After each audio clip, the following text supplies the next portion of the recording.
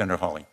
Thank you, Mr. Chairman. Mr. Behar, thank you again for being here. I just want to first establish a fact or two, just to make sure everybody understands. So on October the 5th, 2021, you composed an email, which is now, I think, in the record, to Mark Zuckerberg, Sheryl Sandberg, and a group of other executives at Meta. Am I right so far? That's correct. In that memo, you disclosed to them that according to your own research, 1 in 8 children now, had experienced unwanted sexual advances within the last 7 days. Is that correct? That's correct. And about 1 in 3, I think it was 27%, had experienced unwanted sexual advances outside of the 7-day window. So that is more than 7 days. Is that correct? That is correct. Those numbers are astounding. I just want to let that sink in. 1 in 8 within 7 days, a third of children outside of that window. Mark Zuckerberg, did he reply to you? He did not reply. Did he meet with you? He did not meet with me. Sheryl Sandberg, did she meet with you? She did not meet with me. So, in other words, the people who had recruited you to come back to Facebook, Meta, whatever, it's hard to keep up, they ignored your findings. When you presented data to them they didn't want to see, they turned a blind eye. Let me ask you about something else. This is from the Wall Street Journal's report earlier this year. This is June of this year. They found the following. I'm going to quote. Instagram helps connect and promote a vast network of accounts openly devoted to the commission and purchase of underage sex content. Pedophiles have long used the internet, but unlike the forums and file transfer services that cater to people who have an interest in illicit content, Instagram doesn't merely host these activities. Instagram's algorithms promote them. Instagram connects pedophiles and guides them to content sellers via recommendation systems that excel at linking those who share these interests, the journal and academic researchers found.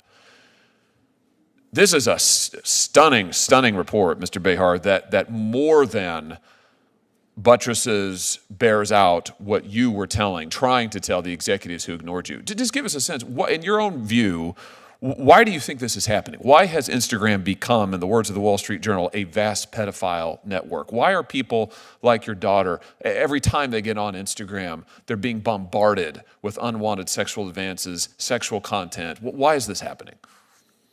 My experience of that is that most of the resources, even close to all that they invest in this, go towards this very narrow definition of harm. And so I would encourage anybody here, when you're looking at this issue, if you find an account that seems to be a pedophile account selling things, try and act on it. Try and raise it, see what the company does with that. But see what happens if you like it or follow it, what you start getting recommended, and of all of the things that get surfaced by the systems, how many of them are they acting on? It's a fraction of a percent. One of the things that you said changed from the time you left Facebook in 2015, I think it was, and came back in 2019, was that Facebook had shifted to an automated-driven process of safety standards, safety inspection, monitoring for things like this, which they boast about. They say that their AI is great, it's doing great work. That doesn't appear, however, to be the actual fact. It appears that these harms are proliferating. Tell us about the shift towards automated safety monitoring and what that has meant in your experience. I was not there for the shift, but what I can say is that algorithms are as good as their inputs. So if you don't allow a child to be, oh, that is gross, it makes me uncomfortable, right? Which is something that you can do for an ad today. You can take an ad and say, that is sexually inappropriate. But there's no way for a child to do that when they get a message or other areas. How do these systems, like, even have a hope of addressing these issues? How can they, as a company, have a hope of addressing these issues if they're not willing to listen when a teen is trying to tell them that they're experiencing gross content, unwanted sexual advances? I mean, that's how you find predators. That's how you find the bad things. So what your research found and what you elevated to leadership was, at least in part, that these automated systems were not catching the vast majority of this unwanted content out there. I mean, the sexual advances of this pedophile material, it simply doesn't begin to capture. Yet Facebook didn't shift more resources, didn't change their process. And here's the thing that really gets me, and I'll end with this, Mr. Chairman. I know there's others who want to question. I have been reading over and over and over again this case filed by my home state, Missouri versus Biden. Landmark First Amendment case, in which two federal courts, federal district court and a federal court of appeals, have found that Facebook, among others, actively coordinated with the present administration to censor First Amendment protected speech. Not this garbage that is not protected by anything in our Constitution, but First Amendment protected speech. Here's what gets me. What the courts found, this is in the record, this is factual findings, is that Facebook devoted all kinds of resources and people, actual human people, to doing things like monitoring posts on COVID-19 vaccine efficacy. There's one example of a parent in my home state of Missouri who wanted to post something about a school board meeting. Facebook used human moderators to go and take down that post. That was important. That has to come down. We can't have them posting about school board meetings, for heaven's sake. But the things that your daughter experienced, this ring of pedophiles, rings plural, that Facebook just can't find the time for. They just don't have the resources for it. That we just have to leave to, let the market have its effect. Let AI do its job. We just don't have the resources for it. They had plenty of resources to censor First Amendment speech. No resources to protect our children. Absolutely unconscionable. Mr. Behar, thank you for being here, and thank you. You have been extraordinarily patient, but also incredibly forthcoming in your responses, and it's just been tremendously helpful. So thank you so much. I just want to come back to something that you've said over and over, because you've been asked about it over and over. To quote you in response to an earlier question, you said that changes to the product, and you were just explaining that Instagram is a product like ice cream or opioids maybe. Changes to the product would be most helpful, but there is no incentive. And by no incentive, I mean, that really just means there's no money in it for the company, right? I mean, isn't that what it gets down to? If they could make money on it, wouldn't they do it? You're going to have to ask them. I really am. I'm very excited for the day that Mark or Adam are sitting here. Me too. And then you can ask them, so why did you not invest? Because one of the things that is in each recommendation you see there, do you understand what data is causing these things? Like, here's the button that you can build in the systems. Those are not a matter of significant investment. It would not cost them as much. It is a matter of how much they prioritize the work and whether they're willing to set their goals based on what teens are experiencing. I think that's very well said. And, I would just add this. You commented earlier that it would be great to hear Mark Zuckerberg say, we made $34 billion this quarter. That was hypothetical you threw out, and then here I also have to report, here's the amount of harm that teenagers suffered. I'd tell you what else I'd love to hear him say. We made $34 billion this quarter, and we have $34 billion in jury judgments pending against us. That would get their attention. And I just have to say, at the end of the day, if you want to incentivize changes to these companies, you have got to allow people to sue them. You've got to open up the courtroom doors. The FTC fined Facebook, what was $1 billion or something a couple of years ago. It made no discernible difference to their business practices. None. They changed nothing. They don't care. But I tell you what they fear. They fear parents going into court and holding them accountable. That's the hammer. That's what happened with big tobacco. That's what happened with opioids. That's the hammer. And that's what we have got to do. And so I'll just say this. We've talked about the bills that have passed this committee. One of them is Senator Durbin's bill, along with me. It's our bill together on child sexual exploitation, abuse material, CSAM, exploitative material. And for my money, the best part about that bill is it contains a private right of action. So I'll just say this. It's November, I think, the 7th today. Is that right? I'll make you a pledge. We're going to vote before the end of the year. Before the end of this calendar year, I will go to the floor of the United States Senate, and I will demand a vote on the bills that we have passed in this committee. And we'll just find out. We're going to put people on record. Because I'm tired of waiting. I've waited 4 years. Many folks on this committee have waited far longer. So we're going to vote. Any senator can go to the floor and call up a piece of legislation and ask for a vote on it. And I'm going to do it.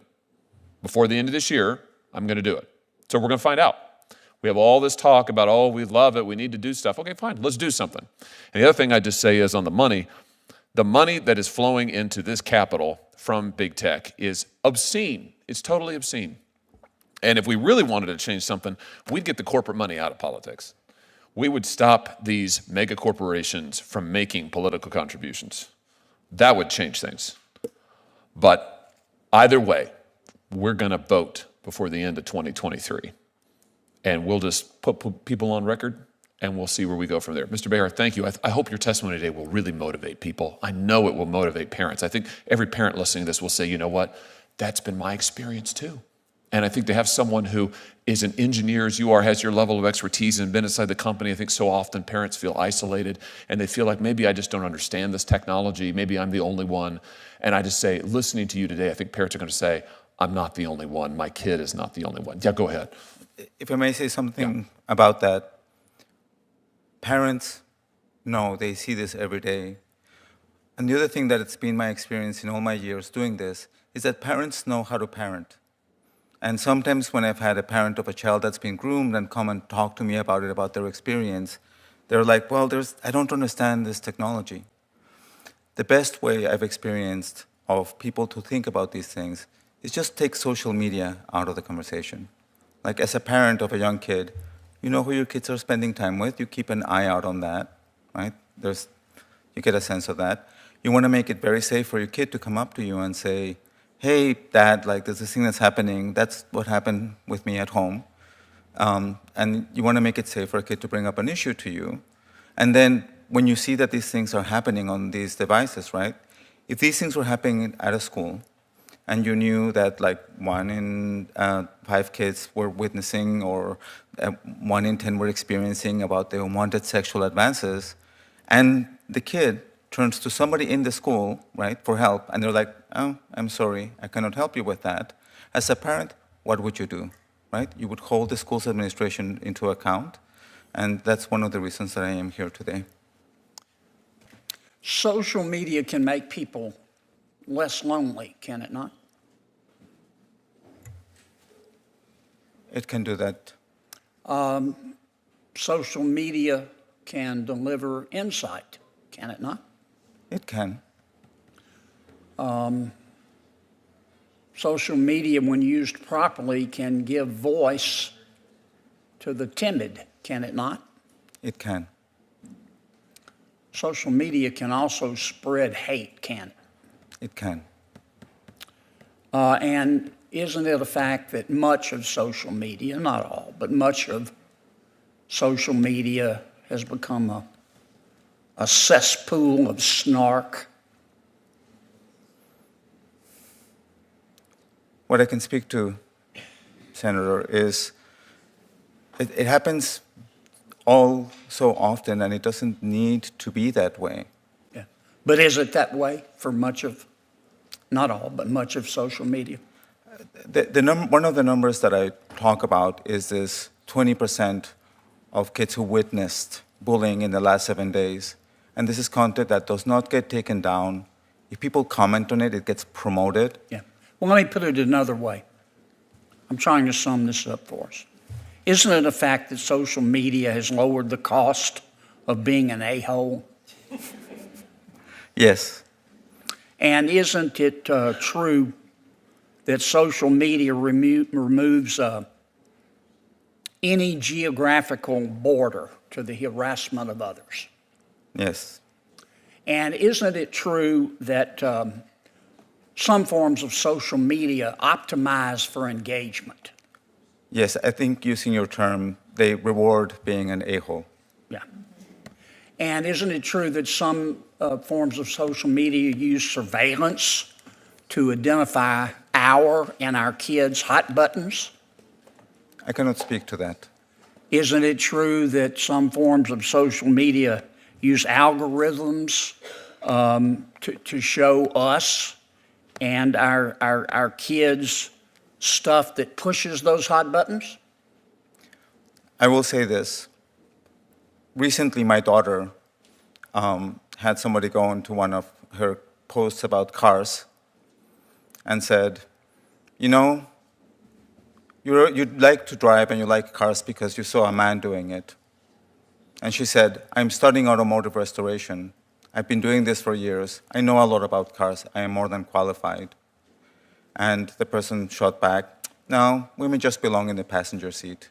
And to every point that you just made, I will say that when I asked her about that post, if she would delete it because she knows reporting would do nothing, she said, I will not delete it because I'm worried that that will mean that less people will see my posts. All right. I'm not going to ask you this question. I'm going to make the statement because you're probably not familiar with Louisiana, but in my state, social media has impacted the news media, particularly print media. Thank God for our TV news and our radio news, but when it comes to our print media, we in Louisiana, and that's print media and paper and print media, which is on the internet. When it comes to print media, we in Louisiana are a news desert. We've only got about 2 real